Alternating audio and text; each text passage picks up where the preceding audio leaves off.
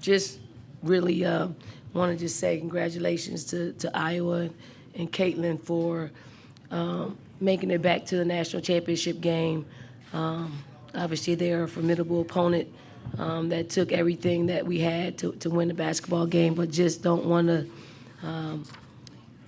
not utilize this opportunity to thank Caitlin for what she's done for women's basketball. Like, her shoulders were heavy and getting a lot of eyeballs on our game.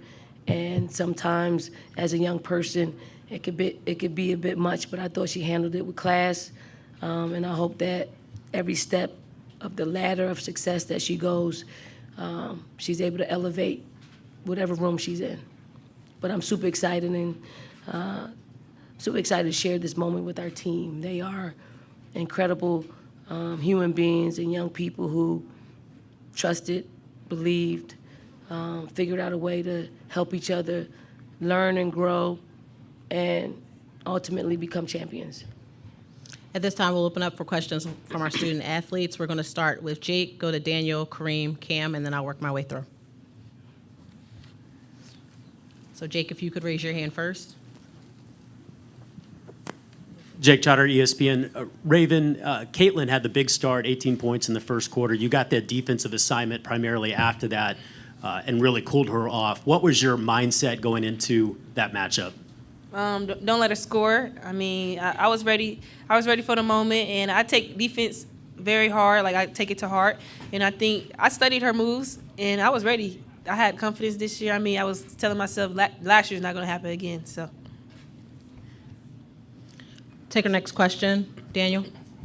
Okay, we'll move on. Kareem, if you could raise your hand. Hey, Kareem Copeland, Washington Post. Following up on that, Raven, can you explain what this means to you after, you've talked so much about the entire last year and the work that you put in. This was where you wanted to be, and now to be here in this moment, kind of what does that mean to you?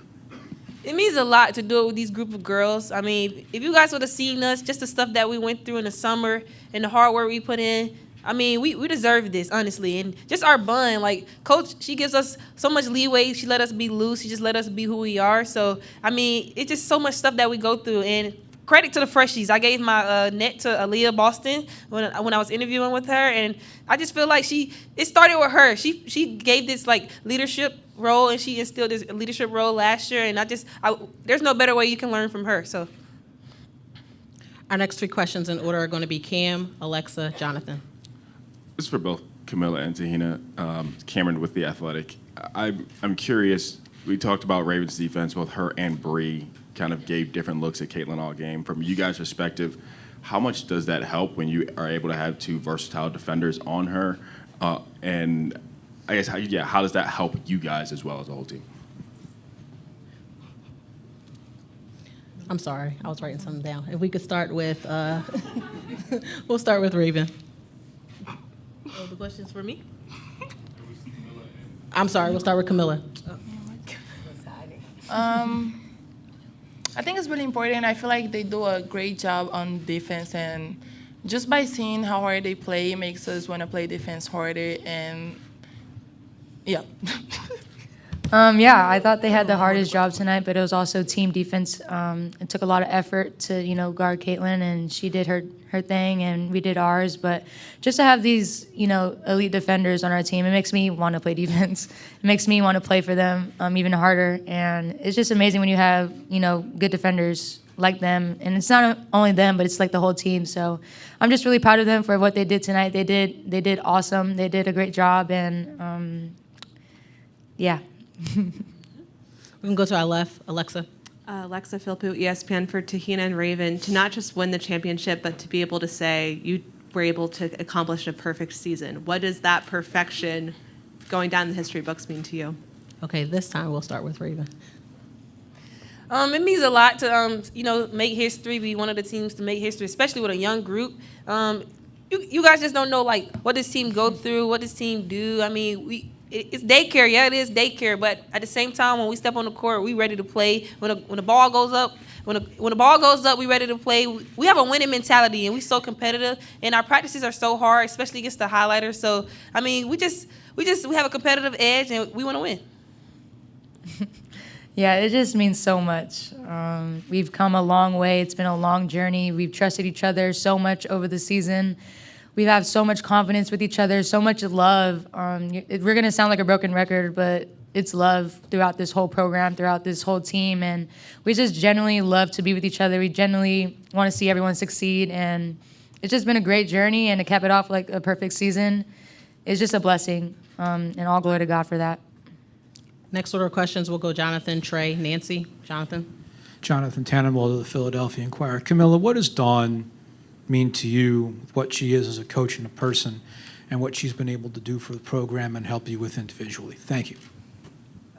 She means a lot to me. I feel like since the first day I got to South Carolina, she's been working so hard to get me ready and prepare for moments like this. And I'm just so thankful to have her as a coach. She's like an inspiration for me and a lot of young girls out there. And I'm just so thankful to have her as a coach. She's the best in the business. You already know. We'll take our next question. Trey, if you could raise your hand, we can get the microphone to you on the other side. Trey Modlin, WOVU 95.9 FM. Your team had 48 points in the paint and 51 rebounds, 18 offensive. How were you able to dominate inside so well during the game? I think just trying to get deep post ups and my teammates finding me and giving me the ball, even though I didn't show really good tonight. But I think just by we would just move up the ball really good, and they was able to find me while I was open. So yeah.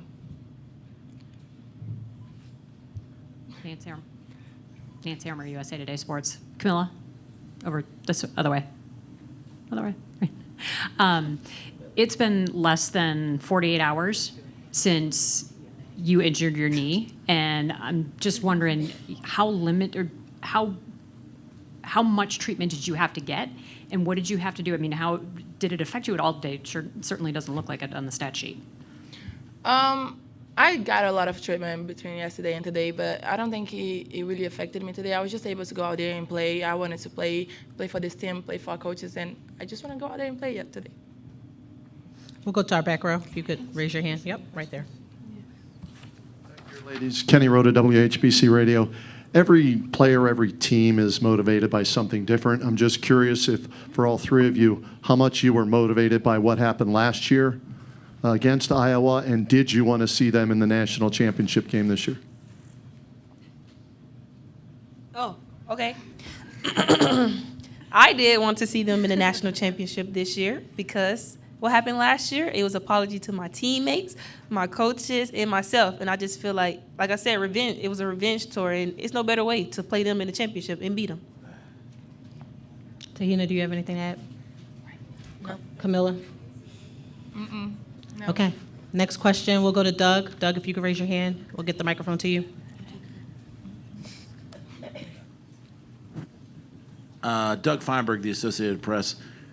Raven, and talk a little bit about that last 4 minutes over here on the far right. I think it was 80-75, and then you guys didn't let them score the rest of the way. Talk about that defense last, I think, 4-12, and also with so many people coming back, minus Camilla, how good this team could be, not only now, but for the next couple of years.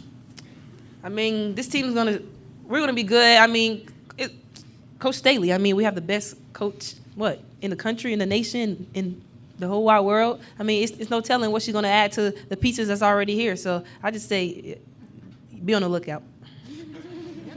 Lindsay? We're gonna go to our left, ladies. Excuse me, our right. Lindsay Schnell, USA Today.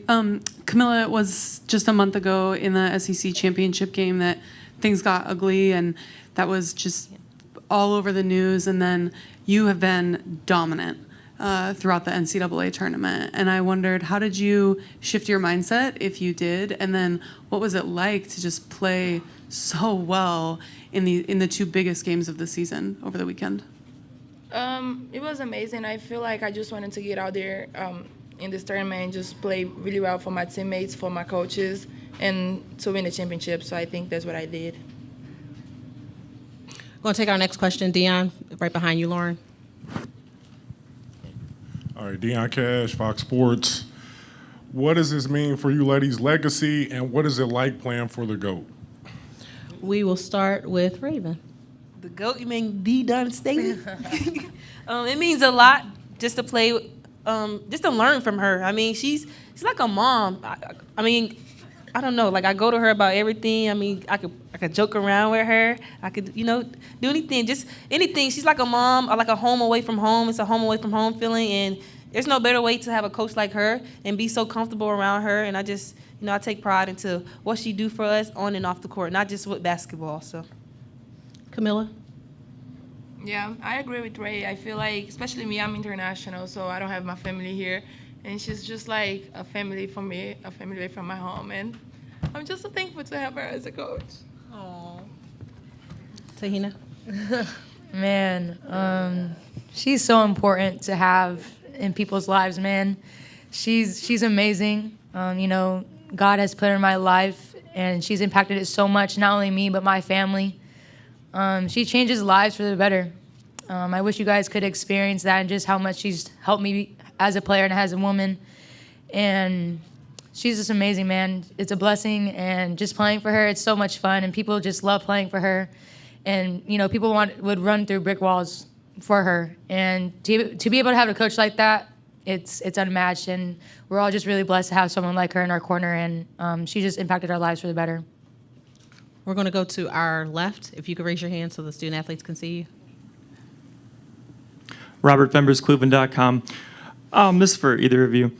You look at the stat sheet there. I mean, we have 3 starters up on the stage, but it's a 37-0 advantage in bench points in national championship game. Can you just kind of break down that kind of impact, what your teammates were able to do in that department? We'll start with Tahina, then we'll go to Raven.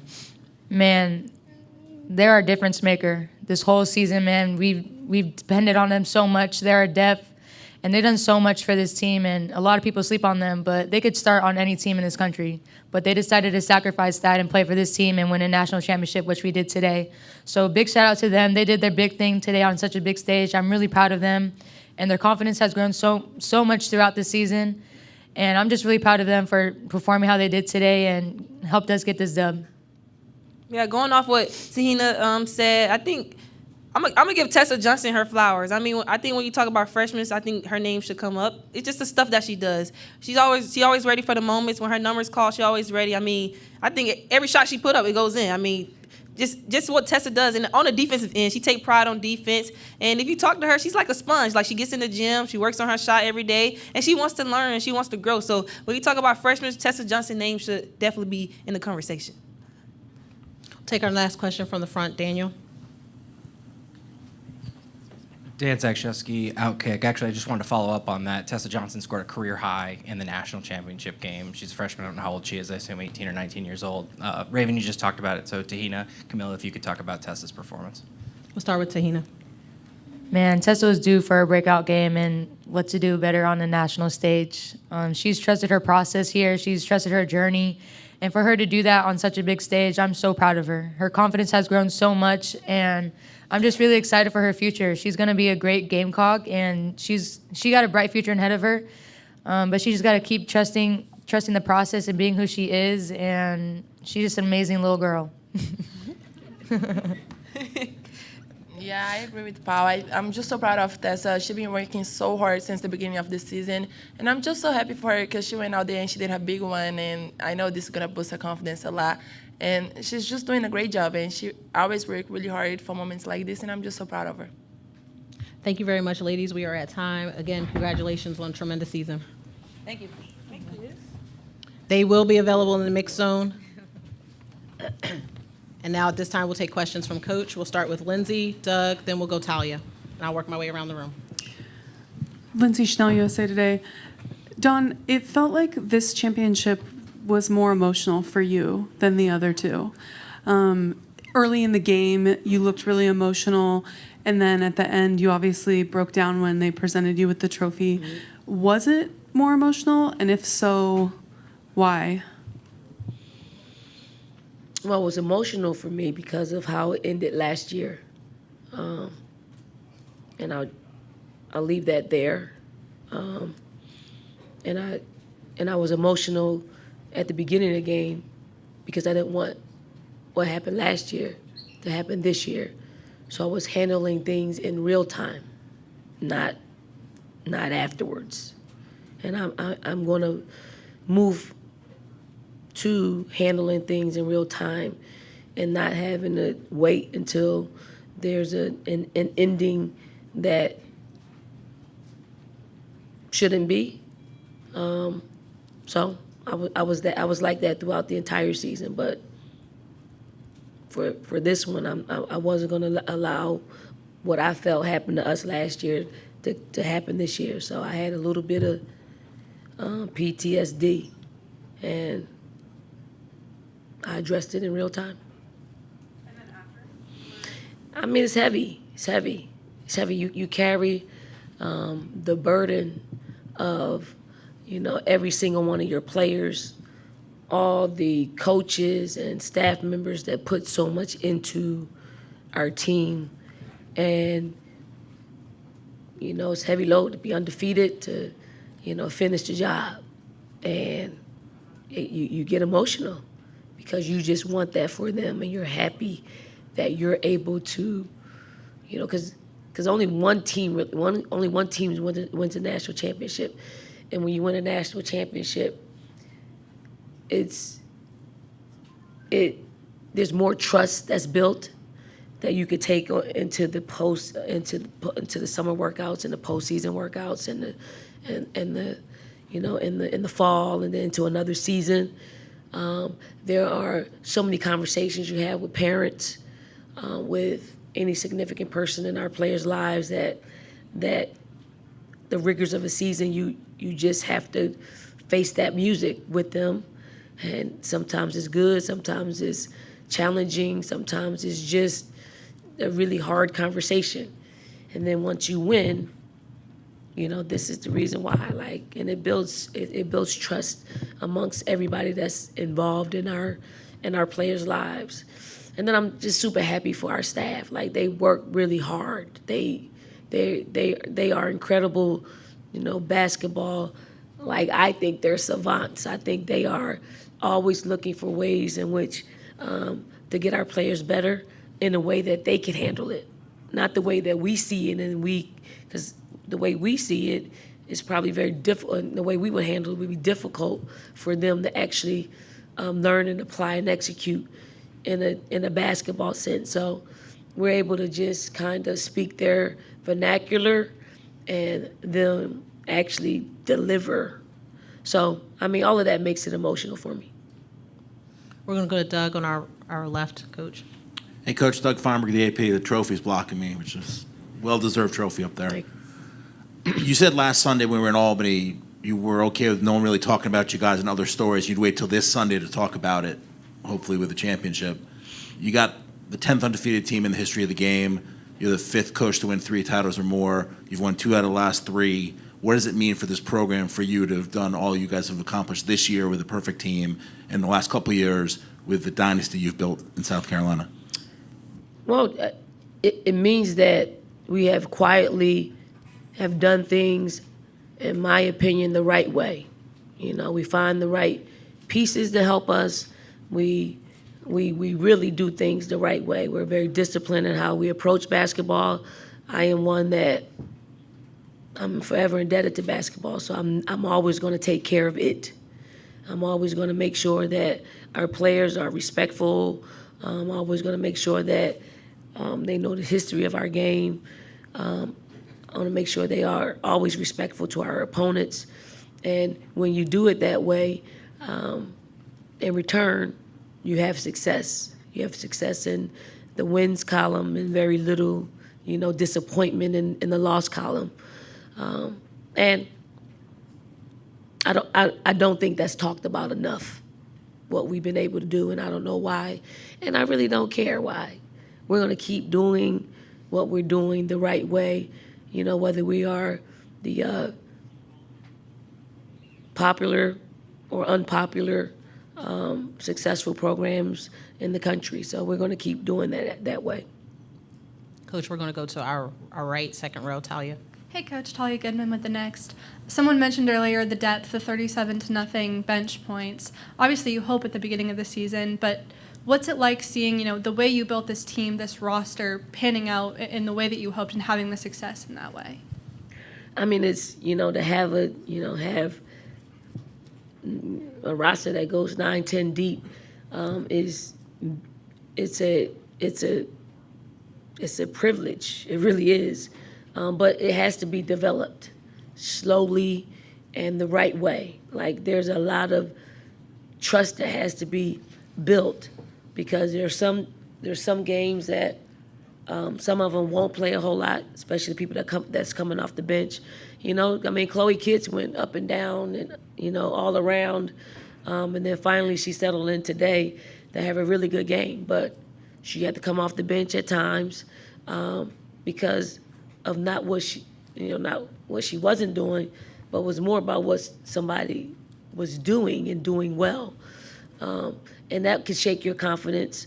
But at the same time, you have to let her know the way you build trust in our coaching staff, it's the same way your competitor is building trust.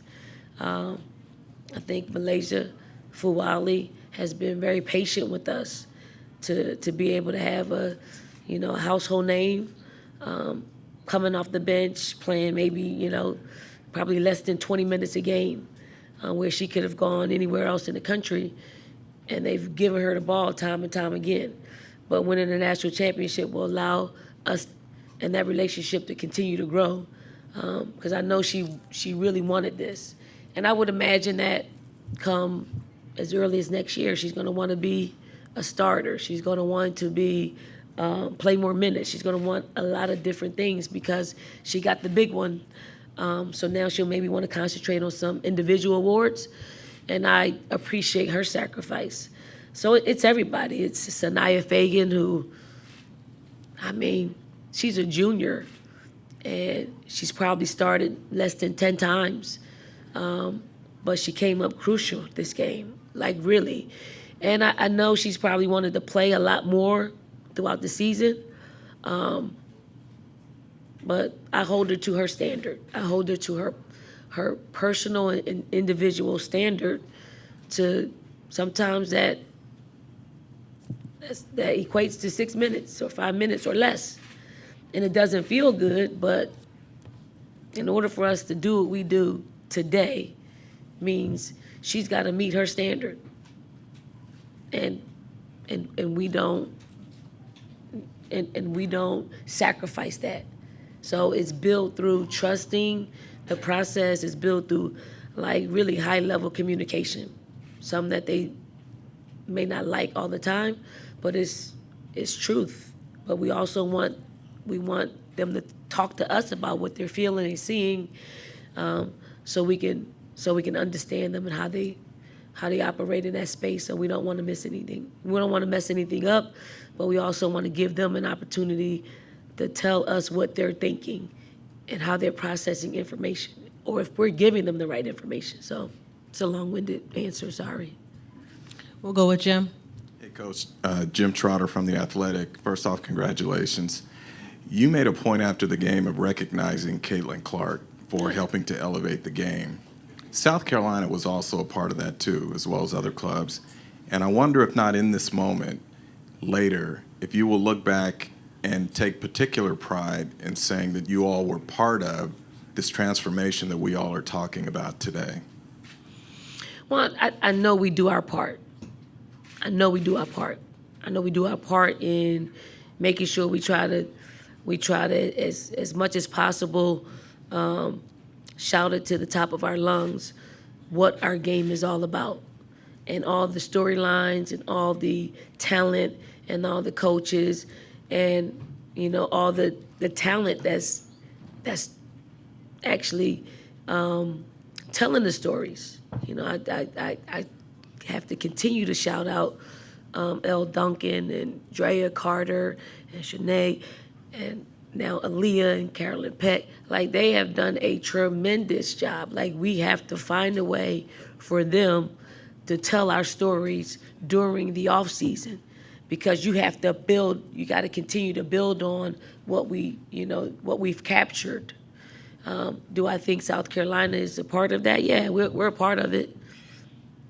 I don't know what part, but you can see the numbers that when Caitlin plays in a game, you see the numbers. They're real numbers, and a lot of people like to deal in those real numbers. And I hope we were able to attract some more people by the amount of eyeballs that probably watched our game just because Caitlin was appearing in it. What does it mean to me? I just want our game to grow. I don't care if it's us. I don't care if it's Caitlin. I don't care if it's, Juju or Hannah. I just want our game to grow, no matter who it is, because there's a lot of people that are out there growing our game, a lot of programs out there that are growing our game. We need to continue to uplift them as well as we take our game to that next level. Gonna go to our left, Jake. Don, Jake Trotter from ESPN. How critical was Raven's defense on Caitlin, especially the way Caitlin came out shooting the ball? For Raven, I think it was psychologically helpful to be able to play Iowa and Caitlin to just release. You as a player, you want to release certain things that have held you captive. And I do think the waving off in the Final Four last year held her captive to where usually you just quietly do things and go about your business. Raven's got the bullhorn saying, this is the revenge tour, this is that. And then for her to actually lock in and play Caitlin the way we needed her to play her. We knew she was going to get her points.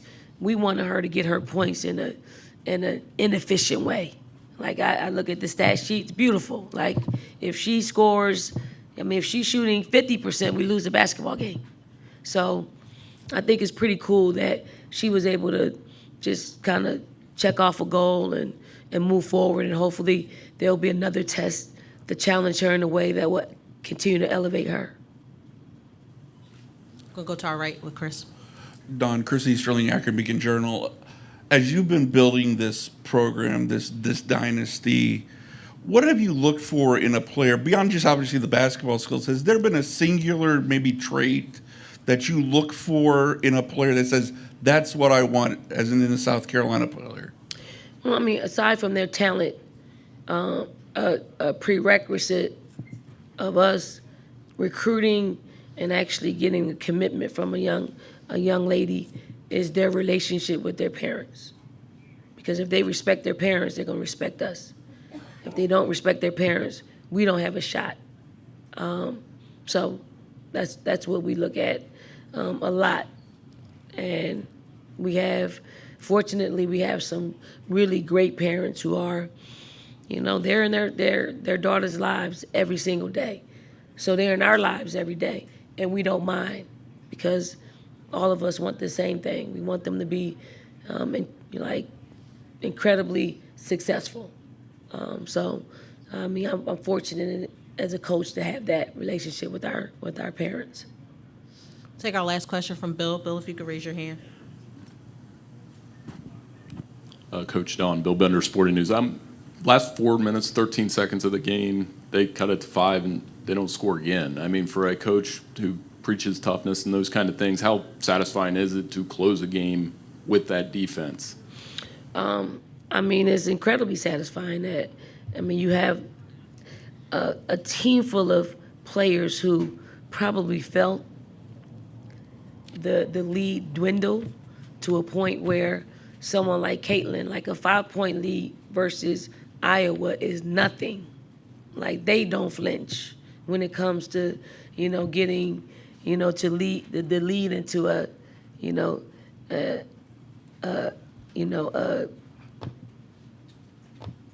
come on, y'all writers, help me out.